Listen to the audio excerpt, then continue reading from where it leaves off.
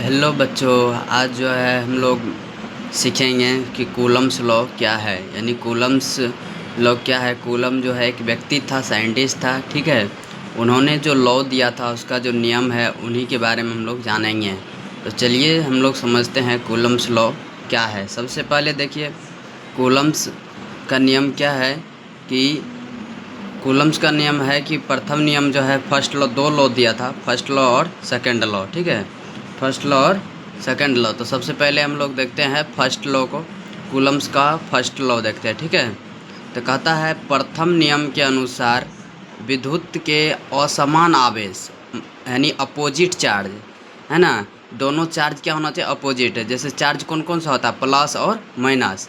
तो दोनों चार्ज क्या होना चाहिए, अपोजिट होना चाहिए। तो उस समय क्या होगा, एक दूसरे को आकर्षित करेगा, दोनों को क्या करेगा, आकर्षित करेगा। मतलब प्लस और माइनस रहेगा तो दोनों अपोजिट चार्ज है, तो वह दोनों एक दूसरे को क्या करेगा, अट्रैक्ट करेगा, है ना।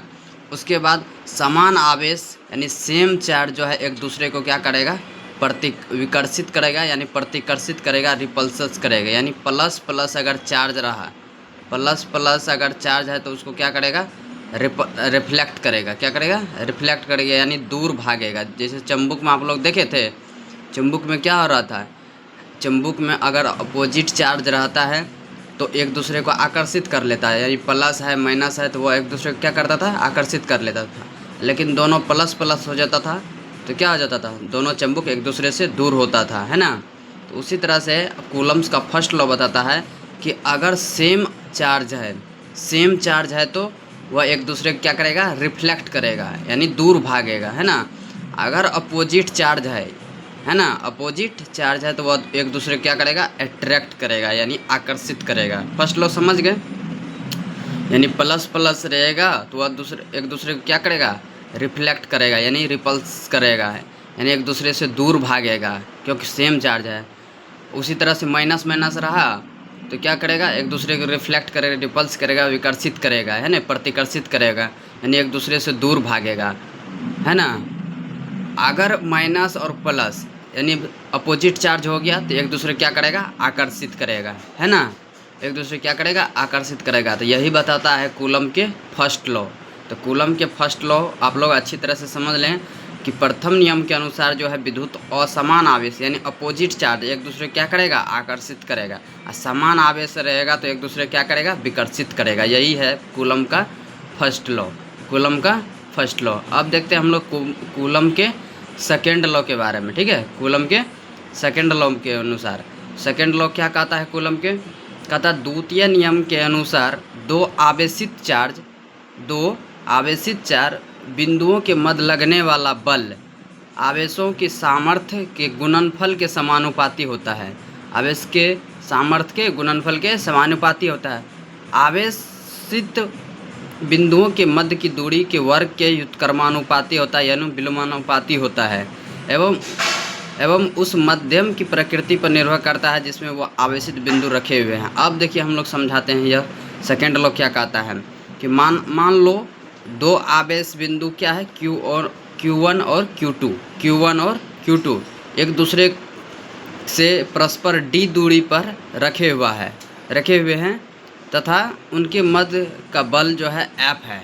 उनके मध्य क्या है, F है। तो क्या कहा कि देखिए यहाँ पर आवेश के गुणनफल के समानुपाती है। दोनों आवेश जो है Q1 और Q2 दोनों गुणनफल के क्या है, समानुपाती है। देखिए Q1 और Q2 क्या है, गुणनफल है, फोर्स क्या है, समानुपाती है ना।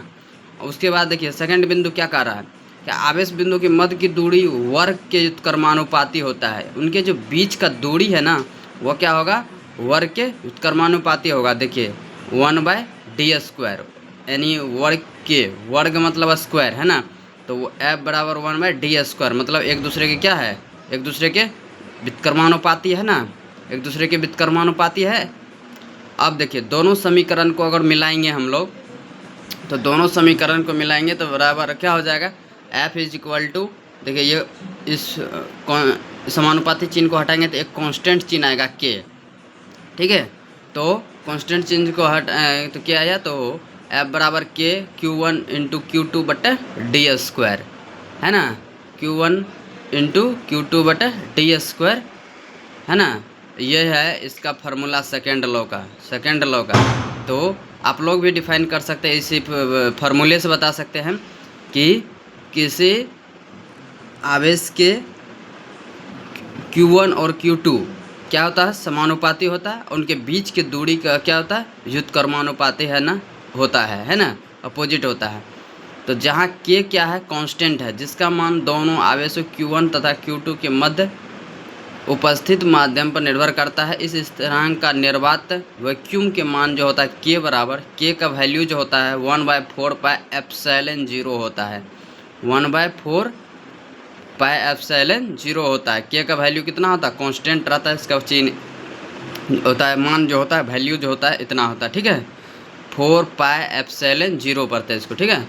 जबकि एप्सिलॉन निर्वात में अंतराल में विद्युतशीलता, परमिटिविटी तथा इसका मान लगभग एप्सिलॉन का वैल्यू जो होता है, एप्सिलॉन का वैल्यू इसका होता है 854 × 12 फेरेड प्रति मीटर होता है, ठीक है।